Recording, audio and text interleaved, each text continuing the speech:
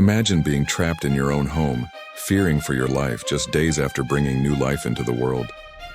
This was the reality for Marissa Alexander, a Florida woman whose story would spark a national debate about self-defense, domestic violence, and the rigid nature of mandatory sentencing laws. In 2010, Alexander, a mother of 3, found herself in a terrifying situation. Her estranged husband, who had a documented history of domestic violence, was threatening her in their home. She had just given birth 9 days earlier, and her newborn was still in the hospital. When he charged at her, Alexander did what she thought would protect her. She fired a warning shot into the wall. No one was injured. The bullet didn't even come close to hitting anyone.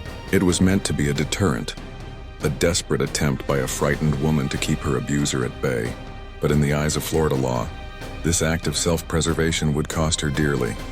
Under Florida's infamous 1020 life law, any crime involving the discharge of a firearm carried a mandatory minimum sentence of 20 years.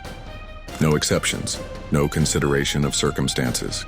The same state that had the controversial Stand Your Ground law was now preparing to send a domestic violence survivor to prison for 2 decades for firing a warning shot. The public response was immediate and intense. How could someone protecting themselves from an abuser face such a harsh sentence? People across the nation were outraged. Here was a woman with no prior criminal record, a working professional, a mother who had just given birth, facing 20 years in prison for an act that didn't harm anyone. The case became a rallying point for advocates of both domestic violence awareness and criminal justice reform.